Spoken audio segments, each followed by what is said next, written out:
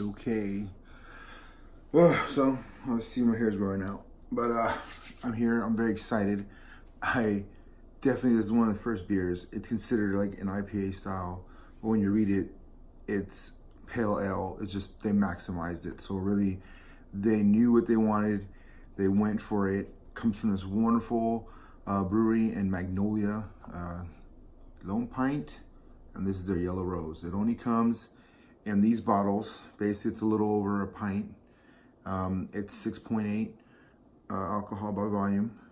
It has a 62 IBU, which is crazy because right there is when I start passing my threshold. But since it's barley backed, or have basically the malt backed, it just allows it to be a locomotive to help the hoppiness just kindly transfer to your taste buds without overstimulating or going too far or being aggressive. It's so crazy. So the way they describe their tasting notes is a chalky white head with a very clean malt backbone. The hop on part pleasant grapefruit, pineapple, and blueberry flavor and aroma. Strong beer that is extremely quaffable. I did not look that word up, but it's on here. So help yourselves. I'm pretty sure it's a good pastime. Yeah, so the story is that I'm looking up that the guy started when he went to Canada, I believe, and he bought one of the beer kits. He wasn't old enough in America, but was able to bring the beer kit and was in his college dorm, which I'm hearing even St. Arnold was brewing during college time. And well, that's what they said to us anyways.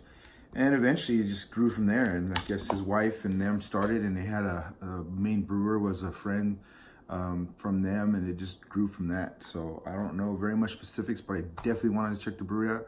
It's open for like 4 to 10 most of the week. It's very, like, a lot of the ways they describe it, it's very simple.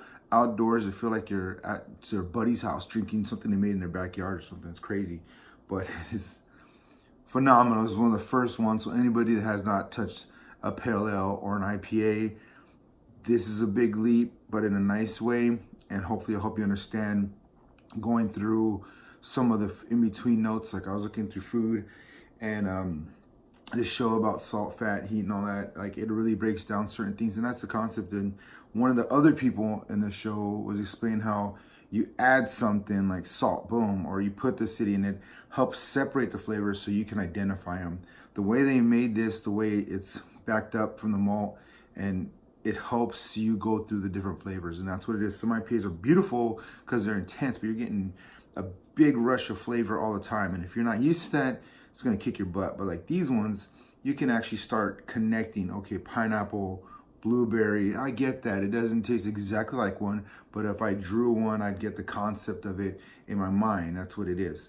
So I'm using an Eighth Wonder cup so you can get the good color. It's an old mug, but definitely this is beautiful. I'm kind of, oh, and it says there is some yeast, so it's probably not filtered. It says pour with caution.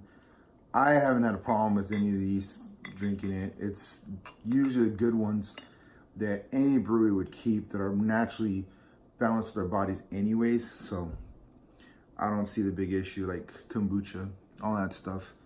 So there it is. There's the color. All right, this is not Eighth Wonder. I'm sorry, confusing. These are like beer glasses I have, but this is what the wonderful label looks like. The bottle is very specific, comes in a 4-pack. I bought it at HEB for $13, like 12 something plus tax. There's a couple places I'll have it for 11 or 12 if they buy enough. They're not super producing. They're trying to keep up with volume, but I'm pretty sure they're focusing on maintaining the craft, which is what I love them. And every time, just beautiful. It's floral, has like fruitiness to it, like sweetness, and it has that little creamy, buttery note. And I taste it, so it's a little bitter, but it goes away, it melts away.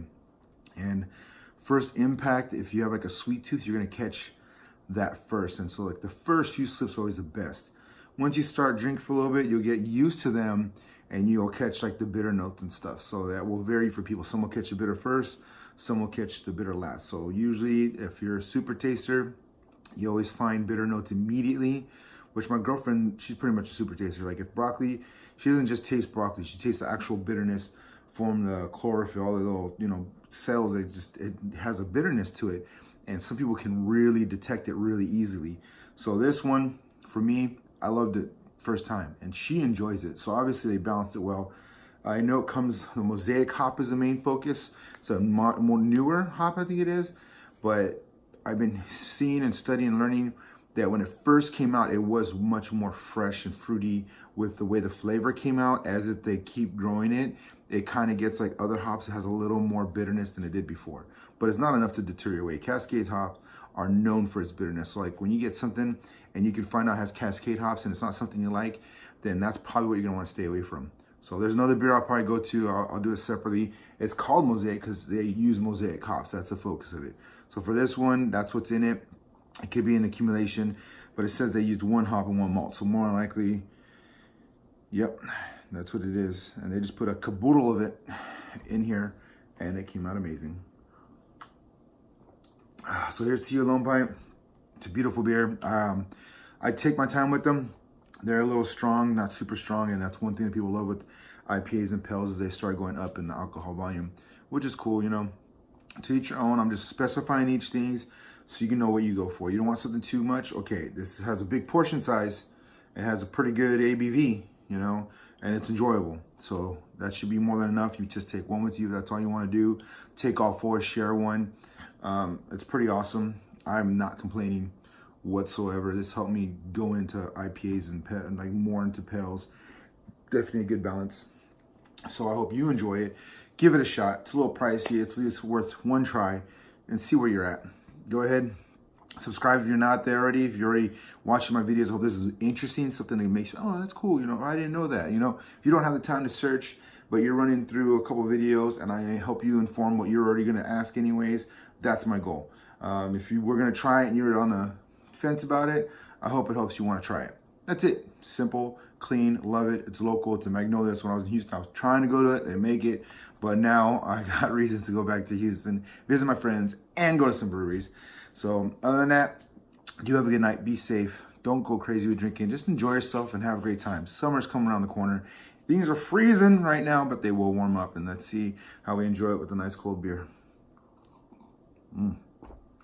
Take care.